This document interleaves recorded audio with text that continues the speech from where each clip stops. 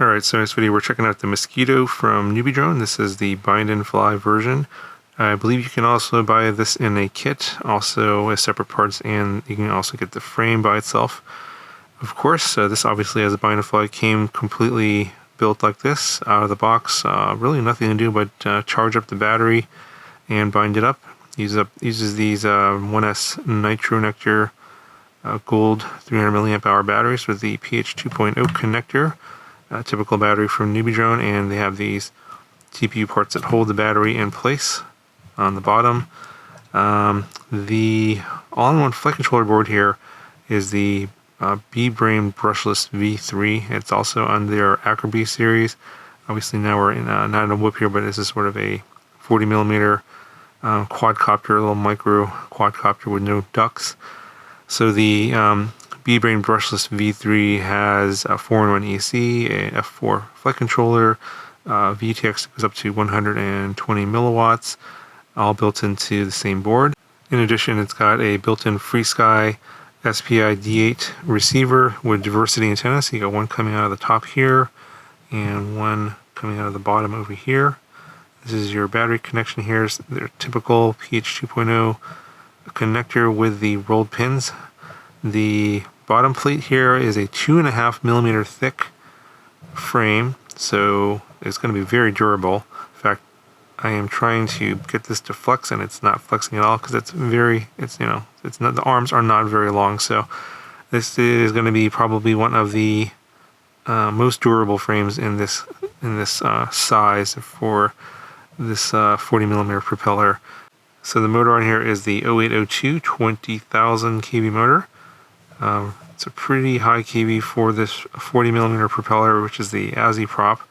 And then the camera in here is the BI camera, the same one that's on the Acro B. Alright, so the quad by itself, no battery, weighs about 27 grams. And then battery by itself is about 8 grams. So altogether we're looking at an all-up weight of about 35.1 grams flying weight.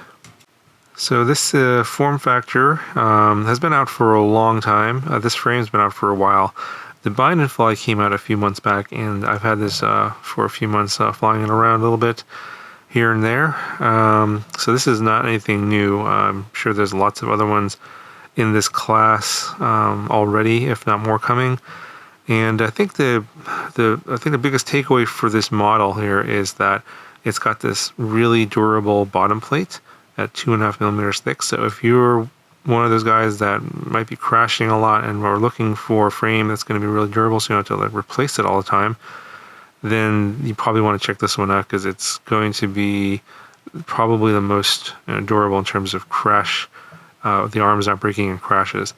Now in terms of Acro Performance, racing performance, at this weight, about 27 grams, it's definitely not up there in terms of performance. It's okay. I mean, it will fly pretty fast in straight lines. Acro Performance, not so much. You can do little flippy floppies, but any kind of like power loops or split S's, anything that requires a lot of throttle is going to drain this battery pretty quick, and you get a lot of voltage sag. So this is a very good battery. If you use any other kind of a battery than this one on this quad, they're going to have pretty poor performance. You're going to probably want at least this one. But even on this pretty good battery, you get a lot of voltage sag and fairly short flight times, 2.5 minutes.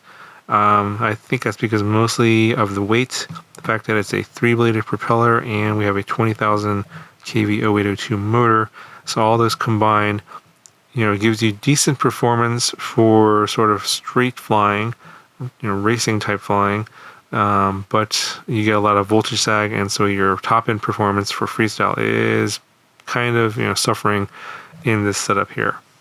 So really the only thing that I have that's similar to this is the UAV UZ80.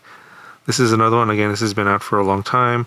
Has a slightly lower kV motor. It's an 0802 19,000 kV motor, but similar, like all-in-one type flight controller with EAC, receiver, VTX all built in. But it has a 2-bladed propeller, and the biggest complaint about this model is that it's got a 1.5 millimeter thick bottom plate that does tend to break fairly easily in a crash. That was the biggest complaint about this model. However, the advantage of the thinner bottom plate is that the weight is significantly less. So now we're at about 20.5 grams for this, and the Mosquito is coming in at about 27 grams. So that while you can't get something for nothing. If you want a more durable frame, you're gonna get more weight, and which will also affect your performance. So it's like you can't get something for free. If you want to get more durability, you're going to give up performance and flight time. So that's why the UZ80's got a little bit more performance and a little bit better flight time, but it's got less durability. So this one here is going to be more for people that are okay with crashing, breaking it, and replacing the bottom plates. It is cheaper. Overall, I think this is about $100. You do have to build this one, so that's another disadvantage of the UZ80, is that it does not come in a bind and fill. You have to put all the parts together, although it's not super difficult. I mean, you just have to plug in the motors and mount the flight controller and mount the motors and everything, and do the setup in Betaflight. But again, it's still ultimately at the bottom line, it's a build. The Mosquito is a total, basically, it just comes built out of the box with a tune and everything. You just have to charge it with the battery and bind it up to your transmitter and go fly it. So, again, trade-offs, right? So this one's about 150, the Mosquito is about 150, the UZ80 is about 100, but you have to build it yourself, and it's got a less durable frame. It costs about $11 to replace. So if you break the bottom plate, you have to take all the parts out and transfer it over to the new frame, which could be a big hassle. So that's so if you do have, are going to be crashing a lot and you're worried about things breaking, I would probably get the Mosquito over the UZ80, just because when you break the bottom plate, you have to swap all the parts over. It's basically like basically building it all over again, and you're probably not going to have that problem with the Mosquito. Anyway, so that's my take on this particular model. It's not going to be for everybody. I think it's going to be mostly for you guys that are maybe less experienced, going to be crashing a lot more, and maybe don't want to be doing a lot of repairs, but you don't necessarily need or want that top-end performance from a lighter weight quad of this category. And I think that's who this is going to be for. Anyway, here's the narrated flight. Let me know what you guys think, and I'll talk to you guys in the next video.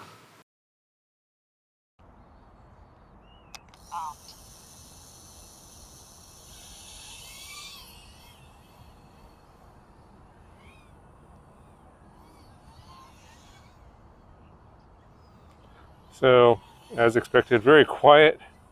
Can barely hear it. And this is not my favorite camera in the world.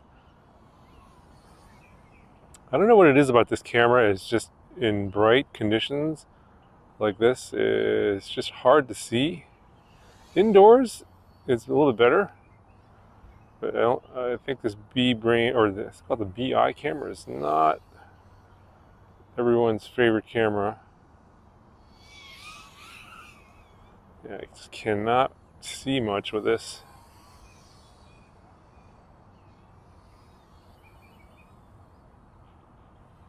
And I gotta kind of stay out of the shadows. There's too much contrast.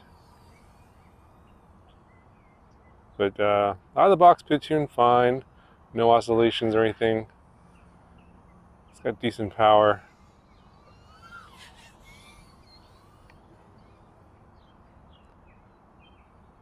Don't think you're gonna be doing any monster freestyle tricks or anything like that. I'm more curious what the flight time is gonna be like. And this has the built-in D8 receiver. It does have a diversity antenna, so it should have better range.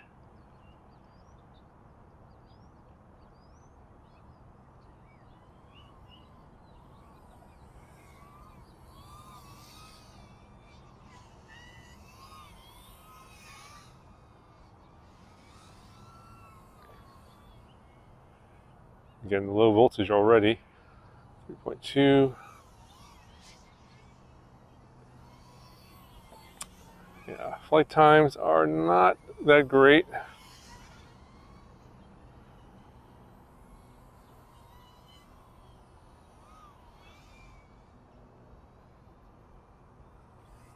It's probably because the KB, the motor, and the prop size. 40mm prop is probably a little bit too much amp draw for this battery. at this KV. You just put a motor output limit in. I think that'll probably give you more flight time. 2.5 minutes, and I'm going to bring that in. Let me know what you guys think.